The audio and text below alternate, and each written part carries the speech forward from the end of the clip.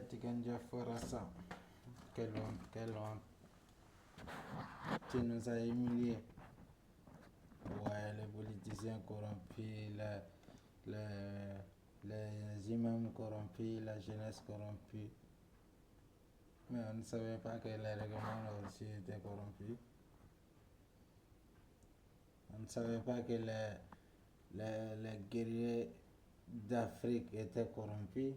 Tiens, au moins on pensait que tu étais un vrai guerrier d'Afrique, que tu étais un vrai bon Africain. C'est le contraire. Avec ton chemin de merde là. Tu nous fais honte. Va enlever tes faux rastas là.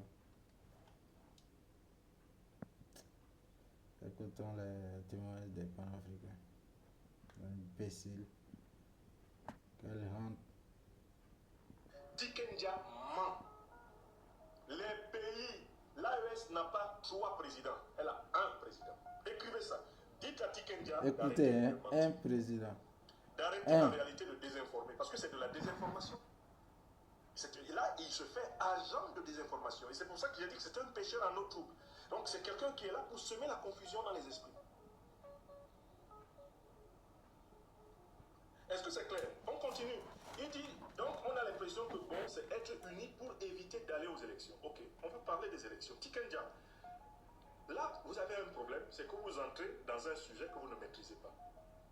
Autant je peux vous reconnaître la compétence de chanter, la compétence de participer au montage. Est-ce qu'il sait chanter bien? La compétence de la prestation scénique d'artiste de reggae. Autant là, je peux vous dire, Tikenja, taisez-vous.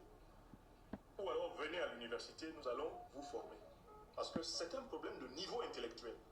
C'est un problème de culture. Vous êtes politiquement inculte. Je vais vous montrer que ça ne passera pas.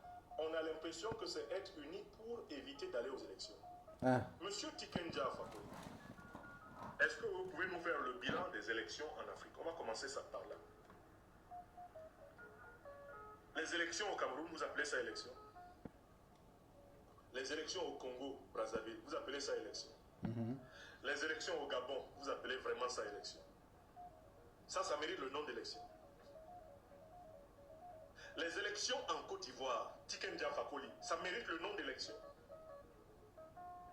Son pays, les élections en Guinée-Bissau, là, ça mérite le nom d'élection. Vous appelez vraiment ça élection? Dans tous ces pays-là où on prétend avoir organisé des élections, en Afrique, entre guillemets, dites francophone, Tikenja, honnêtement, est-ce que vous pensez que ça correspond à des élections? Non. On ne peut pas parler d'élections lorsque le président en exercice confisque la commission électorale et donc se fait autoproclamer élu. On ne peut pas parler d'élections sérieusement lorsque le président en exercice contrôle la cour constitutionnelle du pays. Et donc, les magistrats accroupis répètent sa dictée. On n'appelle pas ça élection. On ne peut pas parler d'élection lorsque la carte électorale du pays, la liste électorale du pays n'a pas fait l'objet d'un consensus. Et que des millions de personnes des diasporas africaines sont exclues. On ne peut pas parler d'élection. On ne peut pas parler d'élection lorsque celui qui est en exercice instrumentalise l'armée pour brimer l'opposition. Les prisons politiques sont pleines à craquer. On ne peut pas parler d'élection lorsque le président en exercice exclut les principaux opposants capables de le battre aux élections du processus électoral et dit ensuite qu'il a gagné contre ses propres marionnettes. On ne peut pas parler d'élection dans ces conditions, Tikenja.